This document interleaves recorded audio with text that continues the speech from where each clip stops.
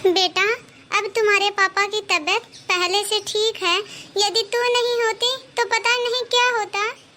Mummy, मैंने क्या किया है? मैं तो बस आपके पास पैसे ही भेज पाती हूँ। पापा की देख रेख, भागा दौड़, ये सब तो आप ही करते हो। बस अब आप ज़्यादा चिंता मत करो मम्मी, पापा जल्द ही ठीक हो जाएंगे। और यदि किसी चीज़ की ज़रूरत हो तो आप मुझे ज़रूर बताना। पिंकी, मम्मी, मैं आपसे बाद में बात करती हूँ। क्या हुआ करण? ये तुम्हारे 20,000 का क्रेडिट कार्ड का बिल आया है। इसमें 20,000 रुपए की पेमेंट पायल हॉस्पिटल में हो रखी है। ये क्या है, जरा मुझे बताओ तो सही। करण, वो क्या है ना, मेरे पापा को कहीं से भी आराम नहीं आ रहा था। उन्हें कई हॉस्पिटलों में दिखा लिया, लेकिन उन्हें कहीं से भी आराम नहीं मिला।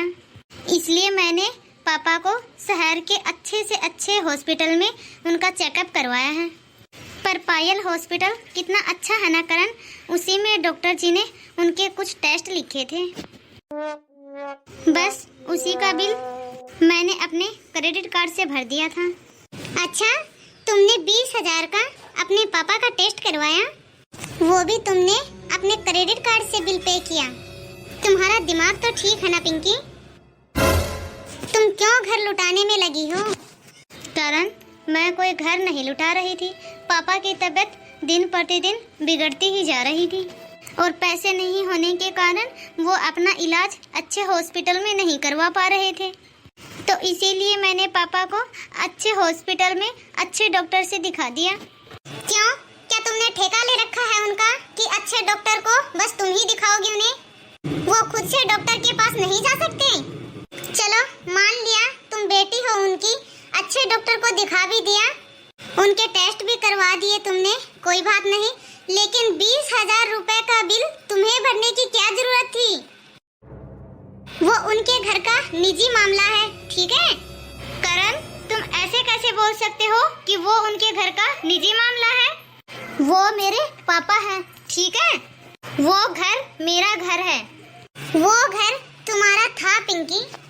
चलो, मान लिया कि तुम नौकरी करती हो, पैसे कमाती हो, लेकिन इसका मतलब ये नहीं है कि तुम पैसे कहीं भी उड़ाओगी। उन पैसों को तुम अपने लिए जोड़ा करो, हमारे परिवार वालों के लिए जोड़ा करो। बाहर वाले लोगों पे तुम अपने पैसे खर्च क्यों करती हो? करण, तुम्हें अच्छे से पता है कि मेरे घर की स्थिति अच्छी नहीं है, और वो भी पैसों को लेकर। और अभी तो मेरा छोटा भाई भी पढ़ रहा है।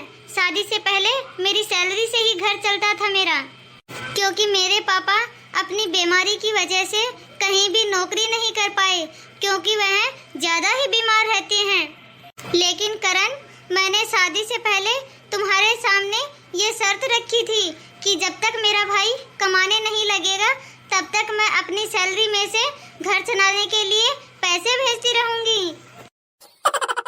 हाँ पिंकी, मुझे बहुत अच्छे से पता है कि तुमने शादी से पहले मेरे सामने यह शर्त रखी थी कि जब तक तुम्हारा भाई कमाने नहीं लगेगा तुम अपनी तनख्वाह में से खर्चा भेजती रहोगे तुम्हारे घर वालों के लिए, और हर महीने तुम अपनी सैलरी में से 10,000 रुपए घर पे भेजती तो हो। पर ये 20,000 रुपए का बिल तुमने क्यों भरा? क्यों? ज्यादा सैलरी आ रही है तुम्हारी। लेकिन करण, पापा का ये 20,000 रुपए का टेस्ट करवाना बहुत ही जरूरी था, क्योंकि पापा की तबीयत दिन प्रतिदिन कुछ ज्यादा ही खराब होती जा रही थी।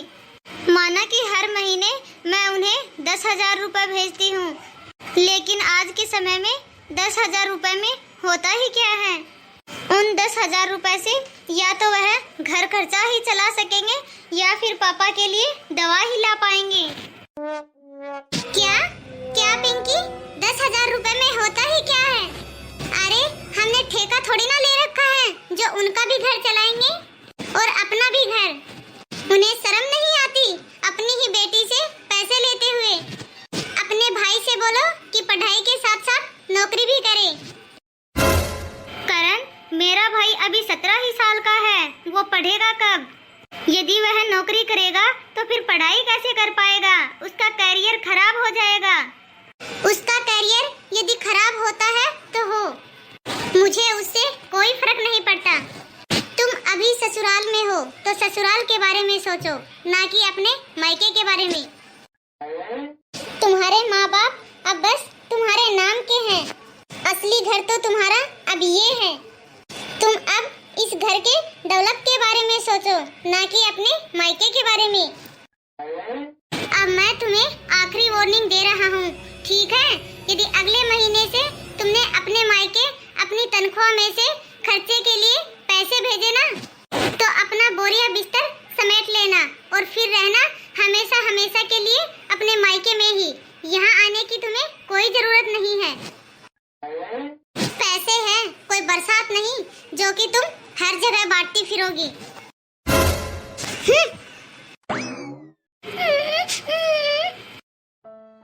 क्या क्या दीदी, आपको 10 लाख रुपए चाहिए? हाँ करण, तुम्हारे जीजू के किडनी ट्रांसप्लांट में कम से कम 20 लाख रुपए का खर्चा है। 10 लाख रुपए तो मैंने अपने जेवर बेच के कर दिए, बाकी के 10 लाख रुपए तू कर दे भाई। तुम्हारे पैसे कहीं से भी करके 4-5 महीने में वापस लौटा दूंगी। कोई बात नहीं दीदी, मुसीबत में तो अपने ही काम आते हैं। अभी तो मेरे अकाउंट में 6 लाख रुपए पड़े हैं, वो मैं अभी आपके पास ट्रांसफर कर देता हूँ। बाकी के 4 लाख रुपए मैं काजल से लेता हूँ। ठीक है दीदी, मैं अभी थोड़ी देर में आपको वापस फोन करता हूँ। पिंकी, अरे ओ पिंकी। हाँ करण, बोलो। काजल, अभी दीदी का फोन आया था, जीजू की दोनों किडनी खराब हो चुकी हैं। जीजू की किडनी ट्रांसप्लांट होंगी, तो दीदी को 10 लाख रुपए की जरूरत है। 4-5 महीने में वापस लौटा देगी दीदी। हाँ तो करण, इसमें सोचने वाली क्या बात है? दे दो दीदी को 10 लाख रुपए, तुम्हारे पास यदि है तो।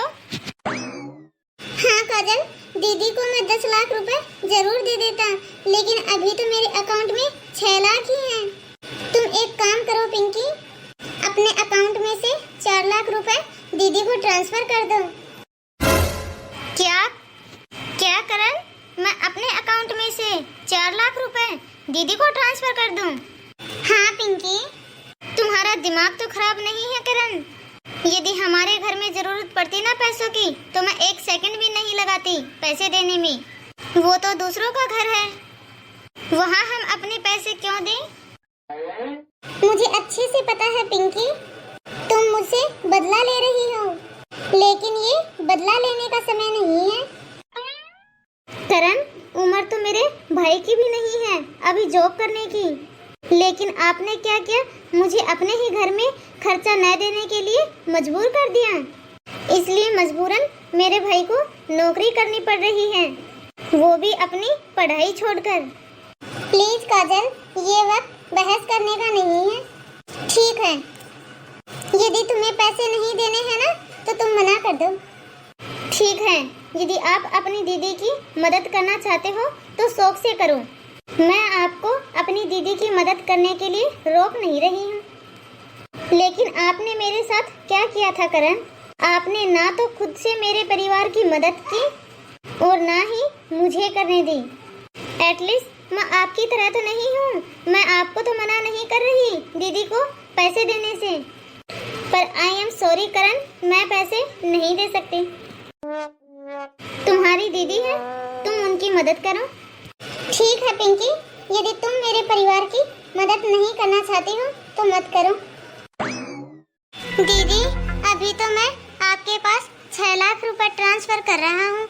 मेरे पास बस 6 लाख रुपए ही हैं, बाकी 4 लाख रुपए का और बंदोबस्त नहीं हुआ दीदी। और कौन सा अरेंजमेंट करण? मैंने तुम्हें 10 लाख रुपए भेजे थे, जिसमें से 4 लाख रुपए तो मुझे पिंकी ने ट्रांसफर कर दिए, और बाकी के 6 लाख रुपए आप ट्रांसफर कर ही रहे हो भैया। क्या आप क्या बोल रहे हो दीदी? पिंकी ने आपको 4 लाख रुपए ट्रांसफर कर दिए? हाँ हाँ भैया, भाभी ने मुझे 4 लाख रुपए ट्रांसफर कर दिए। आपको बताया नहीं क्या भाभी ने? अरे नहीं नहीं, हाँ दीदी, मुझे याद आया, वो मुझे बता तो रही थी, लेकिन मैं टेंशन में था ना, तो इसलिए शायद मैंने सुना नहीं। हाँ तो ठीक है करण, अब तू ज्यादा टेंशन मत ले, तुम्हारे जीजा जी का ऑपरेशन शुरू हो गया है। हाँ ठीक है दीदी, हम लोग भी आते हैं वहाँ। पिंकी,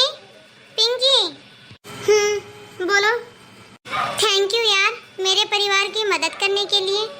वो आपका ही परिवार नहीं है, वो मेरा भी परिवार है। जितना हक आपका उन पे है ना, उतना ही हक मेरा भी है। हाँ पिंकी, तुम्हारा भी उतना ही हक है जितना कि मेरा।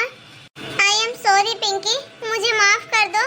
मैंने तुम्हारे परिवार में और अपने परिवार में बहुत भेदभाव किया। मैं तुम्हें समझ नहीं पाया और तुम्हें अपने ही परिवार की मदद करने के लिए रोका मैंने। पिंकी, मैं अपनी की हुई गलतियों पे बहुत ही शर्मिंदा हूँ। प्लीज मुझे माफ कर दो।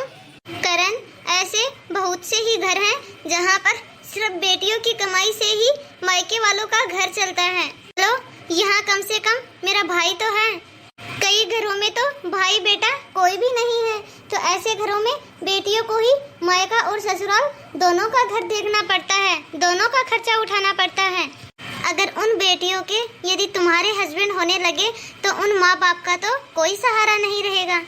हाँ पिंकी, मेरे जैसे बहुत से हस्बैंड होते हैं जो कि अपनी वाइफ को उसके मायके वालों की मदद करने से रोकते हैं। अरे करण, पैसों की तो छोड़ो, कई पति तो ऐसे होते हैं जब उसके माँ बाप बीमार होते हैं तो उसकी देखरेख के लिए भी बेटी को उसके मायके नहीं छोड़ते हैं, क्योंकि फिर उसके ससुराल का काम अटक जाएगा उसके बगैर। करण, एक लड़की शादी करके अपने ससुराल आती है तो इसका मतलब ये थोड़ी ना है कि वह अपने जन्म दिए हैं माँ बाप को या उन्हें पाल पोस कर बड़े करने वाले माँ बाप को ही भूल जाए। करण, कई बेटियां तो इसी डर की वजह से शादी भी नहीं करती हैं, क्योंकि उन्हें पता होता है कि शादी के बाद मायका एक पराया घर बन जाता है। मुझे माफ कर दो पिंकी, मैं ये कैसे भूल गया। जैसे मेरे माँ बाप हैं वैसे तुम्हारे भी तो माँ बाप हैं। जैसे मैं अपने माँ बाप के लिए खर्चा भेजता हूँ, जैसे मेरी उनके लिए कुछ जिम्मेदारियाँ हैं, वैसे तुम्हारी भी तो अपने माँ बाप के प्रति कुछ जिम्मेदारियाँ हैं। चलो, ये तो बहुत ही अच्छी बात है करण कि तुम्हें सब बात समझ आ गई। चलो अब जल्दी से रेडी हो जाओ, दीदी के पास चलते हैं। Thank you Pinky. Hello guys, आप सब कैसे हो? आई होप आप सब बहुत ही अच्छे होंगे। मेरा आप सबसे यही कहना है कि दो आंगन की खुशियाँ बिखेरने की जिम्मेदारियाँ होती हैं बेटे के सर के ऊपर। इतनी आसान थोड़ी ना होती है बेटे की जिंदगी। गम हो या खुशियाँ, झटपट दौड़ी आएगी बेटी। बेटी सिर्फ आंगन छोड़ती है, रिश्ते तो बेटियां ही निभाती हैं। तो गाइस, आप सबको आज की हमारी यह स्टोरी कैसी लगी कमेंट में अपनी राय जरूर दें। यदि आप सभी को आज का हमारा यह वीडियो पसंद आया हो तो हमारे इस वीडियो को ज़्यादा से ज़्यादा लाइक और शेयर करें। यदि आपने अभी तक हमारे इस चैनल को सब्सक्राइब नहीं किया हो तो जल्दी से जाकर सब्सक्राइब कीजिए, ताकि ऐसे ही मज़ेदार कहानियाँ आप